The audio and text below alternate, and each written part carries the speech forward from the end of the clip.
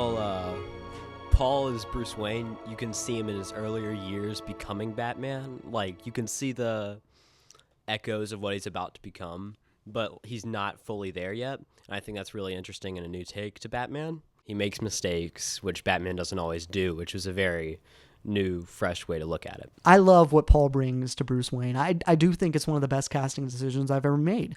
He brings something that is exactly the way that I imagine him to be at that age, from watching the animated series, from reading comics, and it makes complete sense that he's someone who would become Batman, because you see those sort of nerdier, he's gonna be the world's greatest detective, and I think you see that side of him as somebody who could reasonably do that, who could do the research. You see that part of, and Paul offers that, but Paul offers something that's also very strong and is a certain kind of, not loud, but he's someone who would be able to be, at the top of Wayne Enterprises and also be Batman. He has that physical stature. He's tall, and it's not just physically, but in the way that he acts.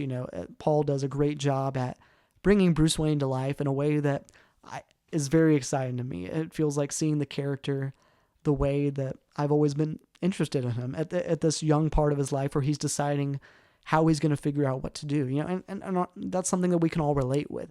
Well, there was a more encouraging side of Bruce Wayne that was shown in this movie when Jonathan is talking about getting kicked out of GU, for example. Bruce Wayne is sympathizing with him, and you can tell that Bruce Wayne feels bad for Jonathan and pities him because he knows that Jonathan was so passionate in his work, and that is something that I have not seen any other Bruce Wayne or Batman really show. I thought it was interesting that Bruce Wayne finally showed kind of a sadness or a pity instead of a thirst for more violence. I think there's sort of a bit of a theme between Paul's characters, and that's sort of a theme of innocence in a way. He's still finding his way in the world. He's not quite there yet. There may be a connection there between, just graduating from high school and sort of searching for that purpose. I kind of feel like a younger Bruce Wayne would always kind of have his chin held up high and his chest up and, this look of confidence about him. I think there's, he's also, usually maybe a little bit stubborn. And I think that's endearing for some people. I think it's interesting to see, because this version is a Bruce Wayne who's timid a little bit. Maybe he wants to get involved, but not physically. He just kind of is like, I think we need to start cashing checks now. And he meets someone who he kind of believes in, and he feels like, oh, this is someone who gets it. And there's this prior relationship before then. I think it just makes it very personal, because like I said, the nearest personal thing between the Batman and the Joker was originally that the Joker was a guy who was in debt or got mixed up with the mob, and they were like, you're going to impersonate the mob boss, and then he was running away from Batman, fell into chemical vat, and it was kind of a goof on Batman's part, maybe a little bit, but also it's just a tragic mistake, and that's about as personal as it gets for Batman the Joker, unless you're doing the killed his parents. But this is kind of seeing a friend and meeting a new friend who you kind of really look up to and who you maybe love and are respect, and seeing them sort of fall from grace or get in with a bad crowd. I think it kind of would cause the character of Bruce to question himself more. In The Best Medicine, he's struggling to fire a shot at the Joker, but ultimately does at Jonathan Crane because of this timidness and this eagerness to subject someone else to the pain that he has gone through, but also not really knowing how to deal with the pain that he's going through. Mm-hmm. I feel like Bruce Wayne's character knows that he wants to do something kind of for revenge of what happened to his parents, but he's trying to figure out whether or not to fight fire with fire or to take the high road and better Gotham.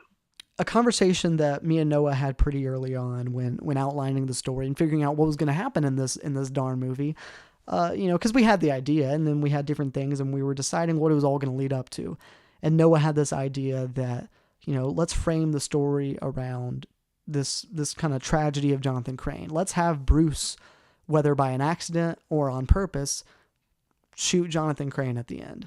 And so this famous no gun, no killing rule that Batman has, let's sort of give a reason for that by showing how much it messes up Bruce to do this, showing that, it's not just enough for Bruce to see his parents get killed, but for him to really have this rule. Let's see him sort of try to seek revenge and have it backfire, to have it mess him up, have him feel so guilty, whether you interpret that as a misfire, whether you think that's intentional, it has to mess him up. That's something that Noah really convinced me on. And, and at first I was kind of scared. I was not arguing, but I was kind of saying that, cause me and Noah don't argue about story stuff. We have discussions where we take sides. And so I was kind of saying that, like, well, this is Bruce Wayne we're talking about. He's going to be a superhero one day. Are we sure that we want him to go to that dark of a place? Is he ever going to be able to come back? But then it makes complete sense thinking about it.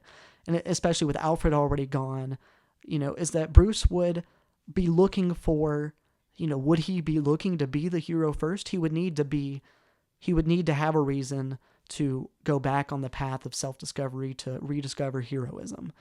And I think that this movie shows that, is that he's figuring out, what it's going to take to do the right thing. And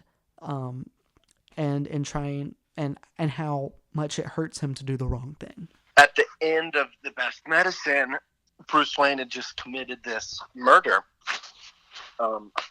sort of unintentionally, but at the same time, kind of intentionally. He learned that being violent comes with a cost, and someone's going to get hurt if you pull out a gun.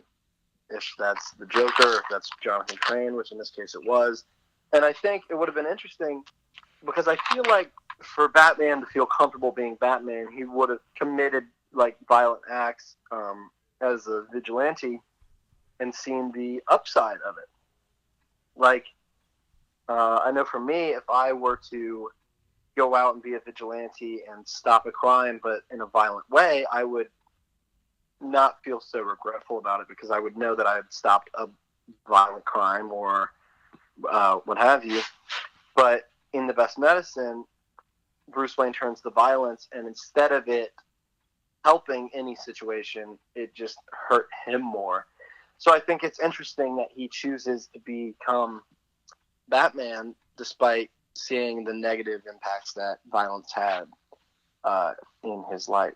Maybe if he had killed the Joker and saw that, oh, well, killing the Joker like helped Gotham in the long run, so I would feel comfortable being violent again and stopping more crime and becoming Batman.